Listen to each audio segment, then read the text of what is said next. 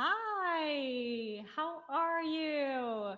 So good to have you tune in to this live stream. How are you? How are you? This one is going to be on a topic that is very close to my heart. Hello, good to see you join. This one is on claiming your bodily expansion. So, in this live stream, what we're going to really cover is a mix of different things. First, we're going to really talk about,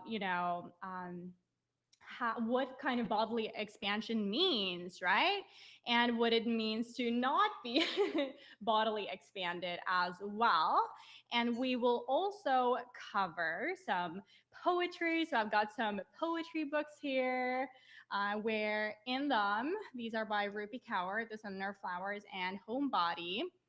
Both of these have a lot of poems on our relationship with our bodies and how we sometimes can be blocked. And I just love a lot of poems in there, so we're just gonna go through a couple of them and just like read a little bit. I've got myself some tea here and myself some juice, and feel free to just chill out with me as well. Then after that, we're going to do some reflections as well, some reflections, right, on body shame and body image, and kind of the essence and importance of embodiment to kind of overcome perfectionism, and also some nourishment practices, which I actually have included in the Bloom Beyond Perfectionism program that I offer. But I also wanted to kind of take you through a couple of them, because I believe that in order to bodily expand, to expand your body, to kind of feel in contact and in connection with your body, it's essential to nourish your body and get in contact with it in certain ways. And when you get in contact with your body, you get in contact with the subconscious mind as well. So that will be that. The nourishment practices, just as an overview, would be grounding, as well as body awareness, touch regulation, head cradle, and heart shelter. So we're going to go through all of these together. All right, so let's start off with some poems in here. I'm so excited to just like read some poems that resonate with me, and then we can kind of chat a little bit about them too. If you'd like, you can definitely like let me know what you feel when you hear these poems. So this one I really love. It says, "Look down at your body, whisper, there is no home like you. Thank you." So I think this one is so beautiful. There's like a drawing of the body being a home, right? And what comes to me when I read this is very often we do not look on our bodies and say, "Oh, this is home." No, we're like, "Oh no, I wish I was someone else," or "I wish I looked younger," or "I wish I, you know, looked this way or this way," and we begin to compare and stuff. And we dissociate from the body too. And so we're living more in the head than in the actual body. So I think that is what's beautiful about this, is like, instead of kind of being so much in the head, look down at your body, be in your body, and whisper, there is no home like you. Thank you is what it's called too. So it's like gratitude, right? Gratitude for your body, gratitude for the fact that you get to ground, right? You get to ground on your feet and feel this earth and be here in this vessel and express through this vessel. So there's lots of gratitude to be found in that poem, I find. Let's see if we can find another one. Today I've got some green tea here. Oh, so good. Actually, it's very grounding too, to drink some tea. This one as well, it says, trust your body. It reacts to right and wrong better than your mind does. It is speaking to you.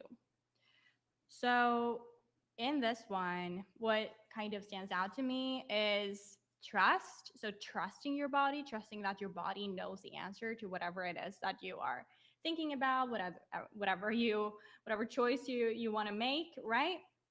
And also that it reacts before the mind does. So it's very intelligent. We have bodily, sensations in our gut, like neurons in our gut that is like a brain. Literally, it's called the second brain, but I would say, we've got the third eye, which can see clearly, and then we've got our gut. And together, those two, when activated, you can see things before they actually happen in a way. And then combined with the intuition in your gut, wow, that's like claircognizance. You truly then know things, whether they are right or wrong for you. And I also want to just talk about, right and wrong. Is that even a thing, Because what about if it's just true? What is true to you? What feels good to you? Instead of thinking in right and wrong, thinking what is true to you? What is most expansive to you? And then make decisions and choices from that place. Also, it says it is speaking to you. So it is speaking to you at all times. It's just a matter of listening. And if you are stuck in perfectionism, you won't be able to listen, right? You won't be able to actually listen to it. It's just not possible to tune into it then, because there's so many layers of conditioning blocking. Does that make sense? Yeah. Right. So that is that beautiful poem. Okay, let's see. There's another one here.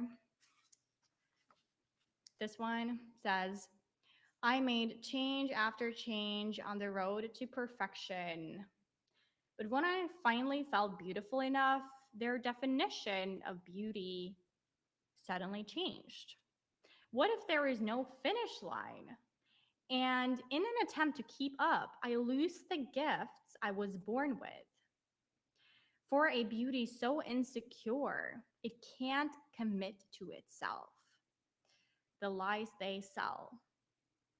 Wow, this one is so powerful because it talks about the constant hamster wheel that we tend to enter and never really exit until we bloom beyond perfectionism regarding changing our appearance. And oftentimes, if you change your appearance in order to in order to feel better about yourself, in order to satisfy someone else, in order to feel like you matter or feel like you have something to offer, or you might want to, stick with the standards that others have imposed on you. Let's say, for instance, you grew up and you hear all the time, you're so pretty, right? Then you want to maintain that standard. And so you just like keep on making all these changes to feel like you align with the things that your subconscious have been told, because it's begun to identify itself with the beauty, right? The beauty, the beautiful, the label beautiful. Mm-hmm. How come you just don't reframe that beauty or beautiful label to something that is more empowering? That is important. And I also think it's our responsibility, when we bloom beyond perfectionism, to then be able to speak to others from consciousness. And instead of calling them beautiful, why don't we just rather say something about their values, the way that they, articulate something, or the way that they, come across, their energy. Why don't we just rather talk about their energy rather than the appearance? Do you know what I mean? Yeah. And also, what if there is no finish line? Yeah, there is no finish line. There's no finish line. There is no finish line at all. Absolutely not. Um, the funny thing is that the definition always changes too. Not just externally, but your own definition of it will change as well. So that's what's interesting about this. Then we have another one here that says, their concept of beauty is manufactured. I am not human. Yeah. We are human. We are human. And so, you know, the kind of concept of being human, or the concept of beauty, I mean, it is not real. It's just cultivated and created in a certain way, right? And so being human is not being manufactured. Being human is being you. There's this beautiful documentary I remember. That just came to my mind that is actually called Human. If you haven't seen it, I'd totally recommend seeing it. I think I saw it on YouTube. There are several different parts to it where different humans from all over the world had just spoke about what they'd gone through and their story, and just their faces was kind of represented there. It was just so beautiful to see their humanness and their rawness. And I remember too that when I bought a ring for myself as a representation of the fact that I had created the Bloom Beyond Perfectionism program that I worked on for years, in the package, it literally said, "Your imperfections are relatable," which means what it is about you that you think is imperfect is actually relatable to others. That is what people actually then connect with. Isn't that interesting? Here's another one. Let's see. How much or how little clothing she has on has nothing to do with how free she is. Covered, uncovered. That one too kind of made me think that there's a lot of truth in this. There's a lot of truth in this, that freedom is not dependent on what you look like, what you wear, what you're not wearing at all. At the same time, though, what I would say is for a long time, I took for granted this belief that you as a woman should hide your body, with a swimming suit and bikini, and you should hide up and cover up, and you should do that because everyone else is doing that. So why would you do otherwise? Right? And so we then take on the belief because we see other people do it or we're raised to do it like that, maybe because of religion or like the way that we were raised and the way that we saw other people do things, right? And then you take that for granted and you don't question it. And that is where unconsciousness comes in. It's like then you're unconscious of the way that you express yourself or not, right? So I actually made a post about this, about how I literally claimed back my expansion. And I felt myself expanding more in my body when I basically took off my bikini and was topless. And I just felt so much more expansive. And the moment that I just crushed through that belief that I had to hide, you know?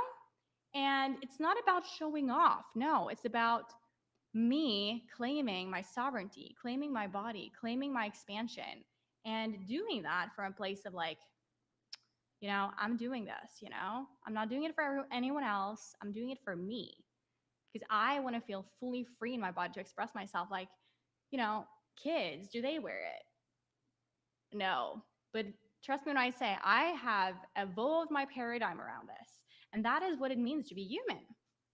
That's what it means to be human, to expand your consciousness and to begin to see things from different points of view. You try something and then you feel what it's like doing it. And maybe it's not for you right now, but maybe in the future when you've evolved. Or maybe not. It's all about feeling into your body, being in touch with your whispers of what is true and what is not true for you. And then you begin to express yourself from that place. And that is what bodily expansion is all about, isn't it? Let's see. Centered, staying centered. Here's another beautiful one in this book that says, take the compliment. Do not shy away from another thing that belongs to you. So allow yourself to receive a compliment. Allow yourself to, whenever someone says something to you that you would consider a compliment, that you don't deflect it back. That you're not like, oh, thank you, you too. That's a very typical One where you're not actually like, thank you, like taking it in, like feeling it in your body. When you receive a compliment, make sure to soak it in. We are most afraid of what makes us most vulnerable, which oftentimes is joy. And you oftentimes feel more joy, right, when you receive a compliment. Does that make sense? So when you receive a compliment, you deflect it because it feels too vulnerable. It's like you expose yourself. So make sure to just tune in, allow yourself to feel the compliments that you receive. In that way, you bloom more and more beyond perfectionism. There's a few ones in here as well. There's this homebody as well. It says here, my mind, my body, and I all live in one place. But it feels like we are three completely different people, disconnected. So, yeah, this is what it means to be disconnected. When you are stuck in perfectionism, you are disconnected. You're disconnected in between your mind, your body, and what I would call the spirit or the I, the deep I. You have the surface I, which is the kind of more ego. And then you have the deep I, which is, you at your core. And when those are not connected with each other, you will feel some sort of separation. You are more likely to create separation in your life. You're more likely to just feel suffering, and that may show up in different ways. It may show up as disease, as in dis-ease. You're not at ease, basically. It may show up as you self-sabotaging your life in some ways or some aspects of your life. It may show up as you projecting things onto others that is yours to deal with. And that is, something it takes a little time to, or a commitment to take accountability for and responsibility for, to come back to center, come back to you. Beautiful. So that is what it means to be, stuck in perfectionism. It's like you are literally separating different parts of yourself. You don't feel integrated. So you then put on an armor and you don't feel like you're showing up truly, authentically as you. So being able to bloom beyond perfectionism is being able to come back to center and be able to integrate the mind and the body and the heart, the you, the bloomer, the sunflower within, right? Beautiful to see you join. Hi, hi. Here's another one as well. We're reading poems here. So this one says, I'm tired of being disappointed in the home that keeps me alive. I'm exhausted by the energy it takes to hate myself. I'm putting the hate down. And it's like this beautiful little drawing. Yeah, and when you are, stuck in perfectionism, you can see here too. um, when you're stuck in perfectionism and have those tendencies, then you are very self-critical of yourself, right? You're critical of self, you're critical of others, and well, not necessarily others. That's other-oriented perfectionism, but self-oriented perfectionism and socially prescribed perfectionism implies that you definitely, have that sense of, you know, way of putting yourself down very easily, oftentimes, too. And what I'm fascinated by here is it says, I'm exhausted by the energy that it takes to hate myself. So, what I like to say is that it takes more energy to maintain perfectionism than it does to surrender it. To maintain perfectionism takes a lot. You just stay so much in your head, right? So much in your head that, all that energy you could have basically put in other directions, creating, expressing yourself, speaking up, you know? But that energy goes towards mental rumination, mental overwhelm, mental overthinking, for instance, or procrastination, or overworking yourself, right? So these are different poems. That was the poems. Hello, Maria. How are you? Good to see you joining. We've been chatting about these different books and poems, sending you love as well. So much love. Yes. So now that we've kind of covered those beautiful poems in these books that have talked about bodily expansion, or, the things that block bodily expansion, of you really stepping into embodiment of self, of your body. Now that we've talked about that, let's now chat a little bit about, the kinds of things that I believe is the root cause of you basically not being fully embodied in your body, right? I believe, again, that perfectionism is one of the root causes here, and shame. So, shame is the birthplace of perfectionism. When you feel shameful at some level for, you know, showing up a certain way or not showing up a certain way, not wearing something or wearing something, that to me is perfectionism. It's also when you take things for granted. Like, again, like I said a little bit earlier, for those of you who were attending, basically, I took for granted that you should wear a bikini, that you should wear a top, basically, as a woman. You should do that. Everyone else is doing that. So if you do something else, like go to the nudist beach, it's kind of like that kind of mentality. And I know it because I've been there where I've had that mentality and that thought pattern myself. But it's only been now recently that I've kind of begun to question a lot of different things regarding body image, and the way that you express yourself through your body, the way that you move your body, the way that you are in contact with your body, and how much this matters for you to bloom beyond perfectionism. The first step that I took, honestly, and I would love to hear from you too if you have any experience with this, in coming more and more back home to yourself, your sunflower and bloomer and the light within. I found that the first thing that I did, which really made a big difference for me, was starting to move on a yoga mat, and just getting more contact with my breath, my breathing pattern, and just moving the body. Other people may do different things, like hiking or dancing or something along those lines, or maybe taking care of yourself in some way, shape, or form. I don't know. There's so many different ways to connect with your body, right? What matters is that you begin somewhere in being able to be with your body, be with your emotions, be with your feelings, whatever energy is rushing through your body. That is what can create a difference over time. It's like we become so much about the the big shifts, right? That they should happen right now, here and right now.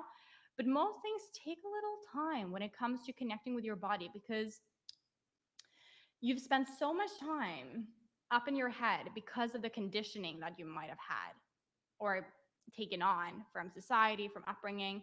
And being able to connect with yourself through your body is great, because if you think of it like this, right?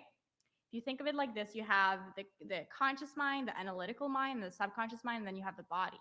A lot of people try to force themselves to get in contact with the subconscious mind and rewire their subconscious mind.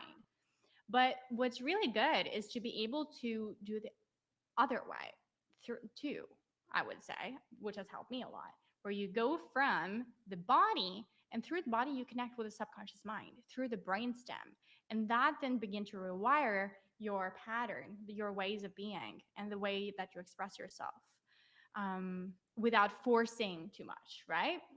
So yes. Oh, Maria, what do you say here? I love what you did. I've been so in contact with my body this weekend. It's been so freeing. Yes.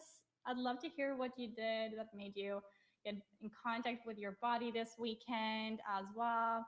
I also felt like I definitely got more in contact with my body this weekend too. And yeah, I would love to hear what kind of way that you kind of got in contact and how you knew that you got in contact with your body too. Love to hear. I thought I would also share with you some nourishment practices. So, the nourishment practices that I thought I would share would be grounding, body awareness, touch regulation, and head cradle and heart shelter. And these are very good practices to just have in your kind of toolbox in the way that you can get in contact with yourself, okay? Your body.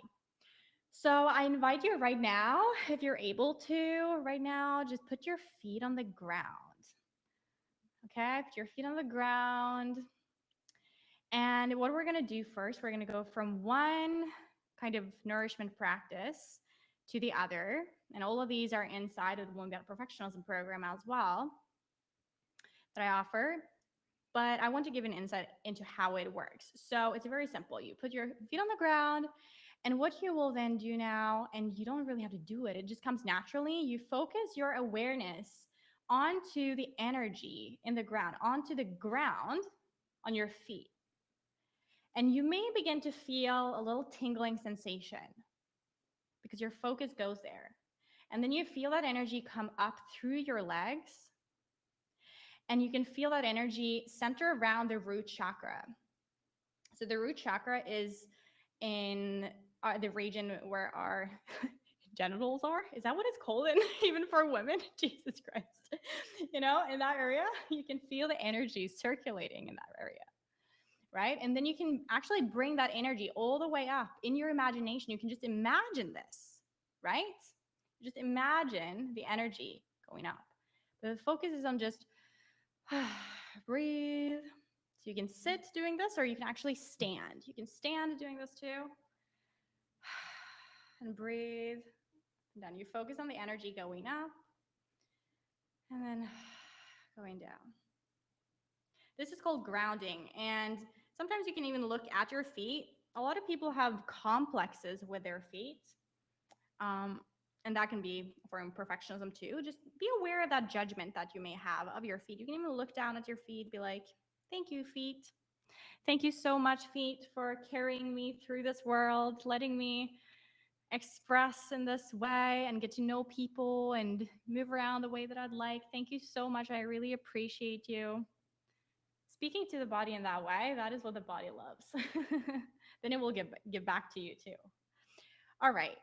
So that is the grounding one. You can continue doing that. And now we're going to do some body awareness. So what I invite you to do now is just close your eyes. Arrive here right now, wherever you are, and you can breathe in and breathe out. Now put your awareness on your right pinky finger. Right pinky finger, you can touch it if you'd like. You can hold around the pinky finger. And you can just touch that pinky finger. Feel your touch around your pinky finger, and then you can continue to touch the other fingers too. Hold around them while still breathing in and out through your mouth. So get in contact with the different parts of your body that you might not have connected with in a long time. Say thank you so much, fingers. Thank you so much, hands, for giving me the ability to carry things and shake other people's hands.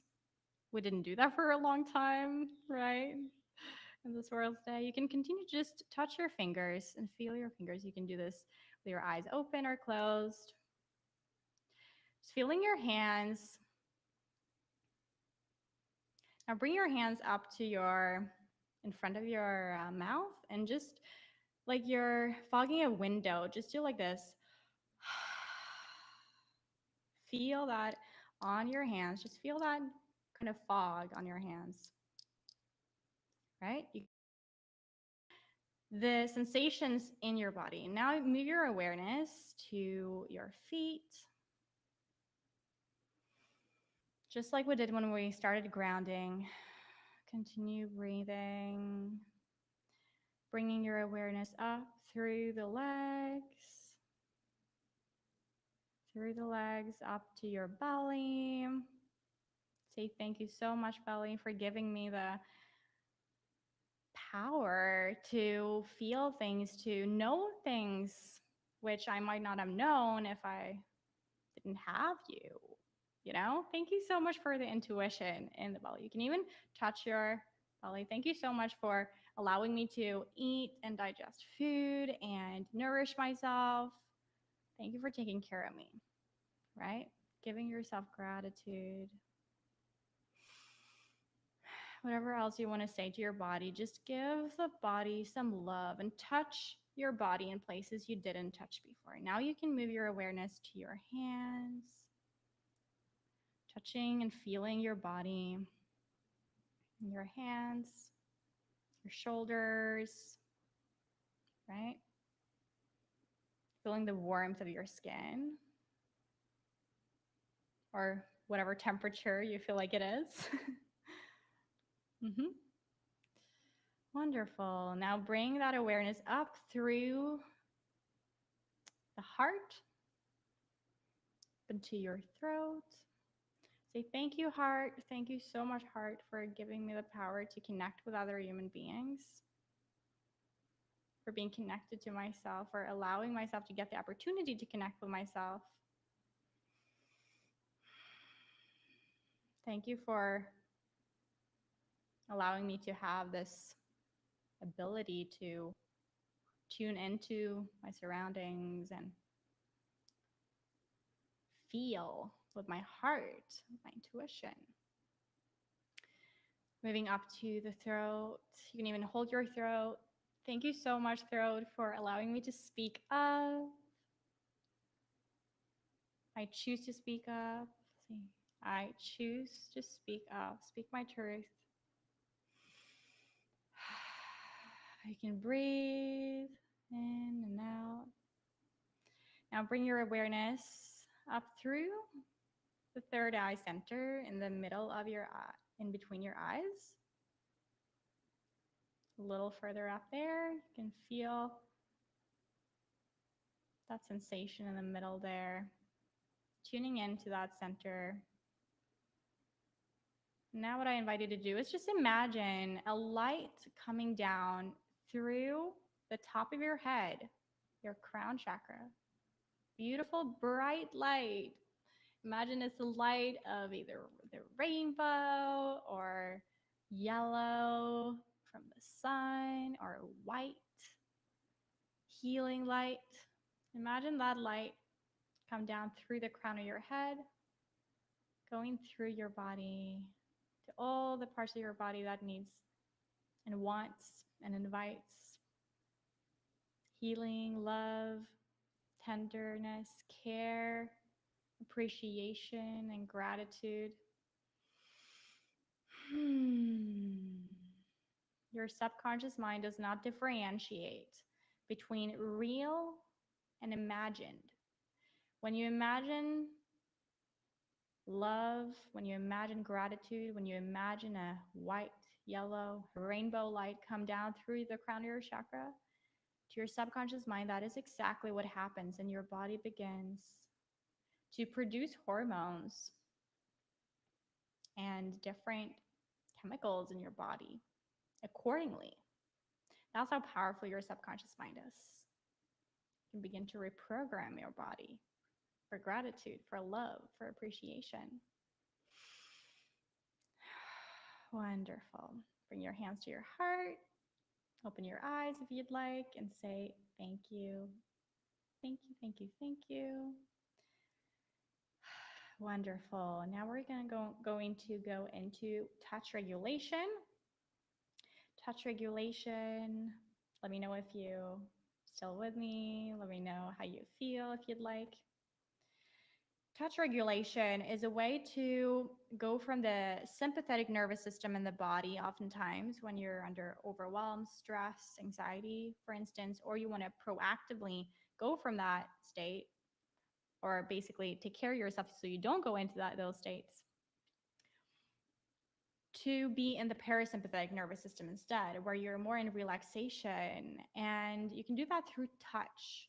So, skin is the biggest organ in the body, right? So, your touch is immensely important. Important to stimulate, to be able to bring you into a state of relaxation, into a state of receptivity. When you are in relaxation, you're more creative, you are more likely to be in flow, you're more likely to be open and expansive to the people around you. And that really triggers your magnetism. So you're able to attract opportunities and great things into your life without forcing so much. So touch regulation you can do that in different ways, but I want to just show you what touch regulation is as far as surface touch. So surface touch would be kind of like this. I'm gonna try to show you. You can do it on your arms. On the forearms, you can do like this. So just tune in and recognize how your breath changes as you softly just touch your forearm, which is very sensitive. Sometimes you feel more relaxed doing this. Now we're gonna also do ocean touch. So ocean touch you can do on your entire body. Ocean touch brings the energy from your lower kind of chakras and up.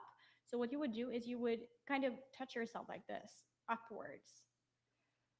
You breathe in and bring it up. Right? You continue to just breathe in. So you're bringing it up. You're basically distributing the energy in the body. So again, your imagination is really, really, really powerful here. Just imagine that energy. Whatever you want to imagine, you can imagine a light, a beam of light, a circle of light, a heart of light, whatever. Just put that image at the bottom of your chakras, root chakra, the kind of chakra that is basically associated with safety, security, sexual, expansion as well. Allow that energy to be distributed, right? This is ocean touch. You can even imagine water flowing through you, all over you.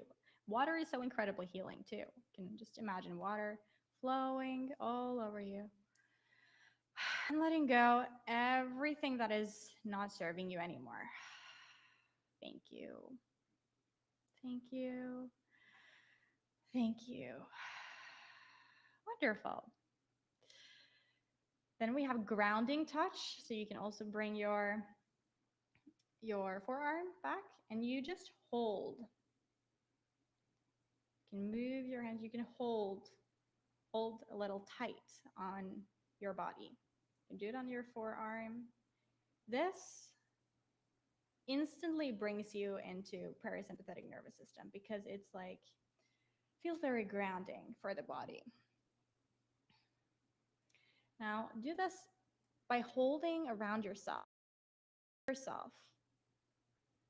right? When we hug someone, what happens is you then bring yourself and the other person into connectedness, into a state of relaxation, and you feel a little safer, right? More safe and secure. So you actually stimulate the same hormones and chemicals in your body when you do this for yourself and with yourself. And a lot of us are just waiting to receive,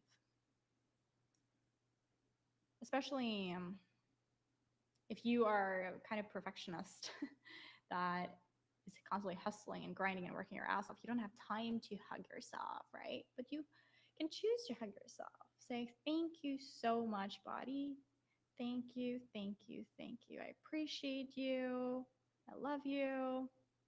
Thank you for being here. Thank you for allowing me to be here. Thank you for healing me in all the ways possible. You will likely be breathing through this very automatically. You don't even think about it. It's just naturally. So that is grounding touch. And you can do this on different parts of your body as well. Your If you just follow your intuition, your body will respond to you where you would want to be touched. Okay? You can literally ask the body, where would you like touch now? Where are you feeling unsafe now? Where would you like to be safe now? And touch that part, right? And you might have feelings come up, emotions, different things come up, and that's okay. That's just energy in motion.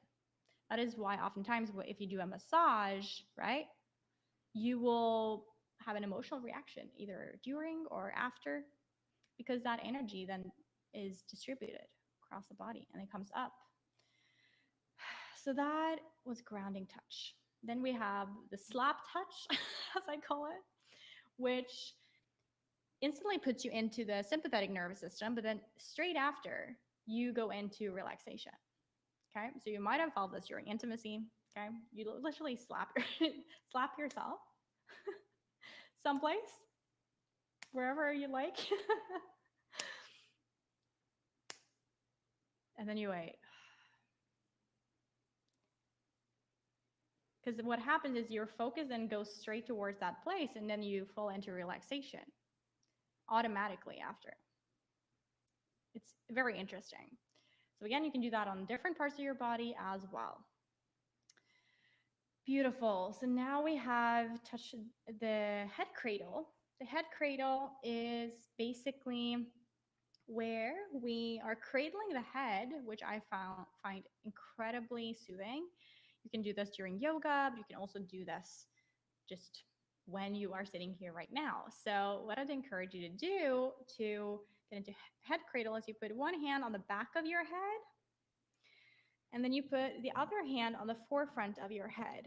And then you just hold.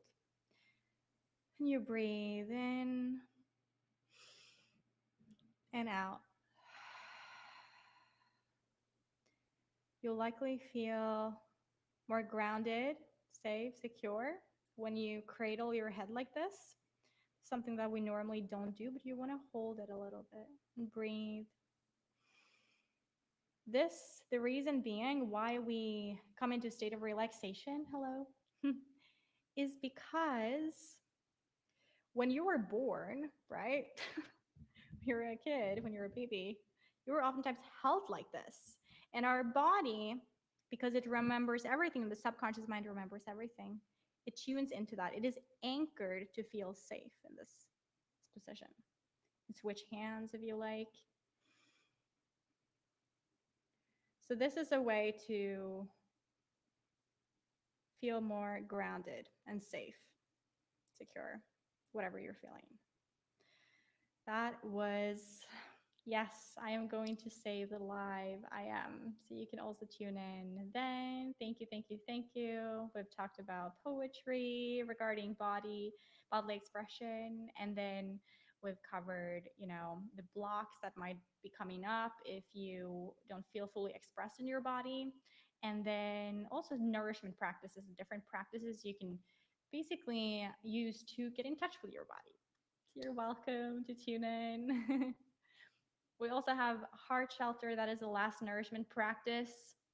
Heart shelter is something I'd recommend you do every single day. Just feeling your heart. You actually then begin to kind of open more. So you put your hands on your heart, whichever hand first you like, and then you just press and you breathe. You might want to close your eyes. You might want to keep them open. Breathe. And allow yourself to just come into a state of gratitude, saying thank you. I love you. I love me. Thank you. I love you. I love me. This is basically the center that you're tuning into, right? Every single day. You get the opportunity to tune in here every single day. And from this place, you're able to connect more with yourself and others too. And this heart chakra is obviously connected with your subconscious mind. So the more you feel safe and secure in your heart and kind of, connected here, connected with your heart and what you're here for, how you're here to contribute, how you're here to express yourself, what happens then is you will become more able to express yourself because we have the root chakra, the sacral chakra, the solar plexus chakra for empowerment, and then you have the heart chakra, which is basically the portal between realms. So there's a portal between the denser chakras, and then we have the upper chakras, which basically open your mind beyond the physical. So once you have a clear portal in your heart, you're then more able to, I'd say, actually then express your safety, then express, your security in yourself and your empowerment through the heart and through the throat chakra next. And then through that, you will then begin to actually have intuitive abilities truly activated. You all have it, right? But then what happens is you can begin to tune into clairvoyance, clairaudience, clairsentience, all these different clairs. Yes. Bye for now. Yes. I will see you again. I love you so much. Have a good one to you. Yeah. So really truly tune into, the heart center on a regular basis. What I would recommend doing is asking yourself, what would feel most expansive now, right? In this moment, what would feel most expansive now? And then you let your heart guide you to different places, making different decisions, making different choices. And you, from that point, are more heart led than you are kind of analytically led or rationally led. You rather allow yourself to be guided by a power greater than you. We all have, what I mean is you have that power within you, but it's not you as in the analytical mind. It's a power that it goes beyond you. That's what happens when you really are heart centered. And that is what it means to be bodily expanded, to be in touch with your energy center so much that the energy flows more easily and effortlessly, right? Through you. When that energy flows more freely through your body, when you allow yourself to be activated, for instance, through these poems that I've read, or doing nourishment practices that like grounding and body awareness and touch regulation and head cradle and heart cradle, heart center shelter. I mean, when you practice these, you'll be more and more and more in contact with your body, and the energy will flow more easily and effortlessly. If you'd like to learn more about this and be able to actually incorporate this into your life, where it truly can make a shift for you, where you go from being stuck in perfectionism to actually being fully expressed, right? Clearing all the shoulds and the have tos, basically going beyond the conditioning that have conditioned you to behave and look and be a certain way, to you coming back to your truth, what it is that feels good to you. That is what we help you with and support you with in the Bloom Beyond Tribe. And also then beyond that, the actual paid programs, which is Bloom Beyond Perfectionism and Bloom Beyond Mastermind. We only work with, the types of people that truly want to create long-lasting change, which it is a long-lasting commitment. And it truly is, so for someone, for creatives or someone who would like to create, entrepreneurs, people who really would want to, express themselves for this world and for themselves, but are blocked by perfectionism, right?